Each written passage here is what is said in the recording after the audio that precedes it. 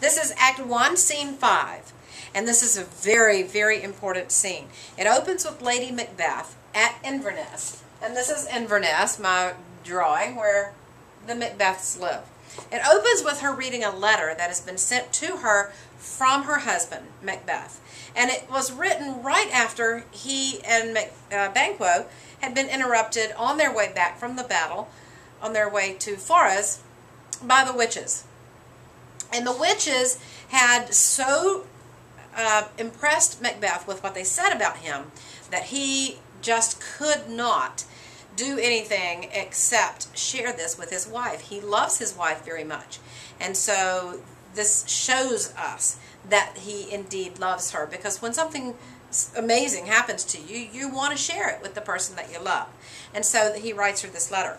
Well, when she reads it, we can see her anticipation, her excitement building as she reads, because she says, everything is exciting about this, and we will get this when she finishes reading. She says, Glamis thou art and Cawdor, and shalt be what thou art promised. We will be the king and the queen. But watch what she says next.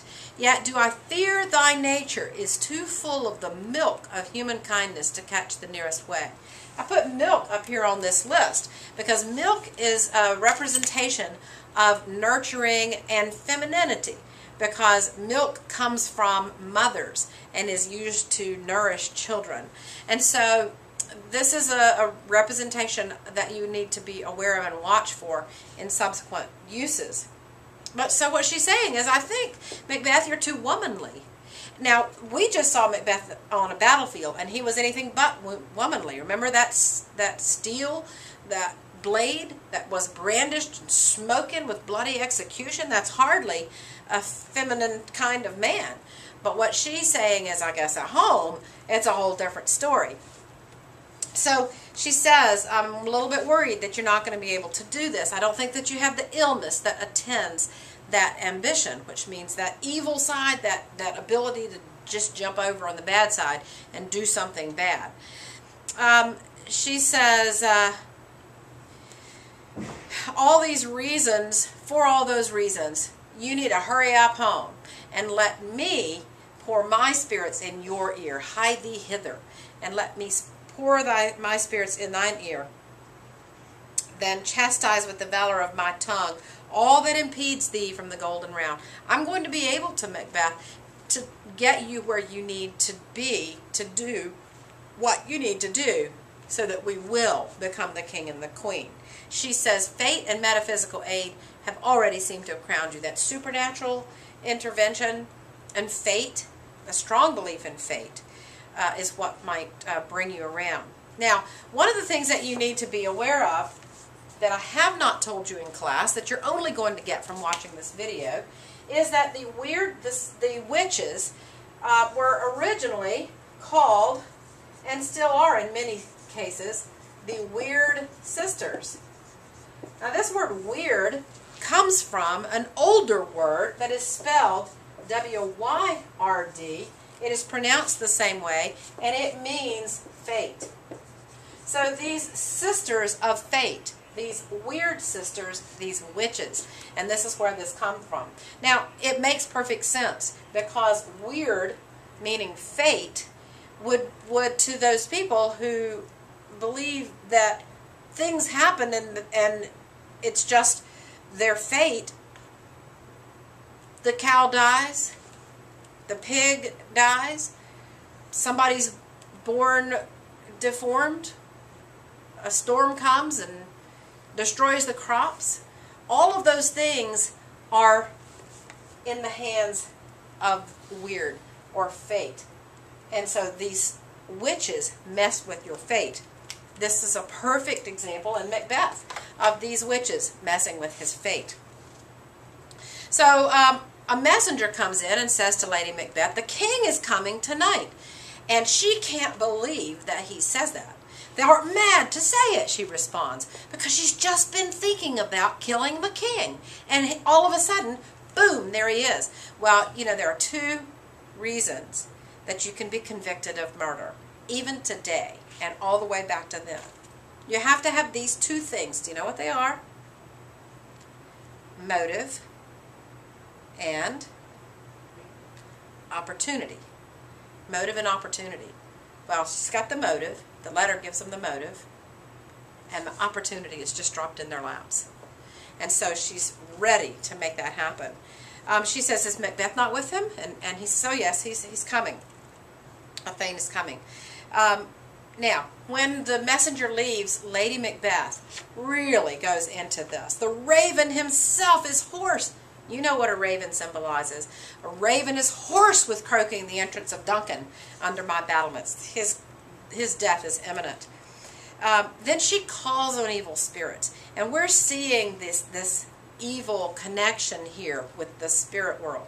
And she says, come, you evil spirits that tend on mortal thoughts, that mess with mortals in this way. Unsex me here. Back to this. Masculine, feminine. Take away all my femininity. That nurturing, that kindness, that gentleness. Take that away, because I need to do something that is very masculine. I need to be able to do this and to make my husband do this. And she says, unsex me here and fill me from the crown. Notice she says crown. Clever. To the toe, top full of direst cruelty. I need to be head to toe full of cruelty so that I can do this.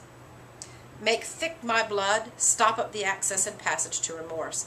Now, perhaps she meant in the make thick my blood that the nurturing blood is not coursing through her veins. Most scholars, however, think that she's really talking here in this feminine side of blood.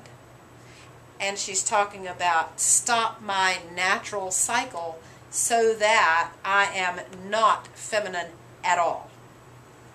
Sorry, guys, but that's what most people think. And then she says, come to my woman's breast and take my milk for gall. So milk, here we go again, milk should be nurturing, life-giving. And she's saying turn it into bitter, almost poison, so that I can do this terrible thing. And then she goes with this, come thick night, darkness, and pall thee in the dunnest smoke of hell, that my keen knife see not the wound it makes, nor heaven peep through the blanket of the dark to cry, hold, hold. So she's saying, I need to be able to do this without problems, without worry, without any kind of remorse at all. Macbeth then comes in, and she's delighted to see him, greets him with the, you're going to be king, almost. The greatest is beyond. She asks Macbeth, he doesn't know that she knows Duncan's coming, and so he tells her.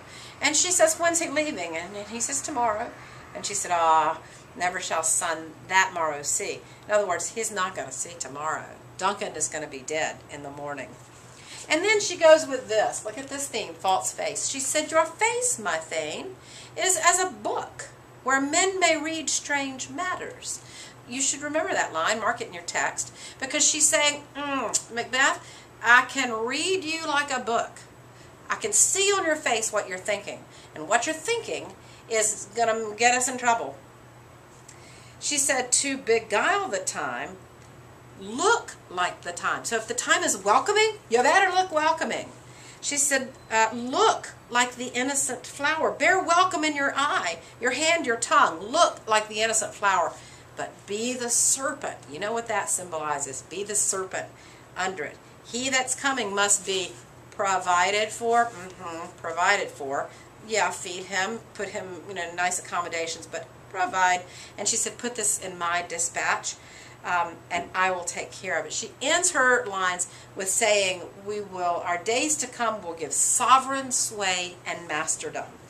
And then that scene ends. That's the end of scene 5.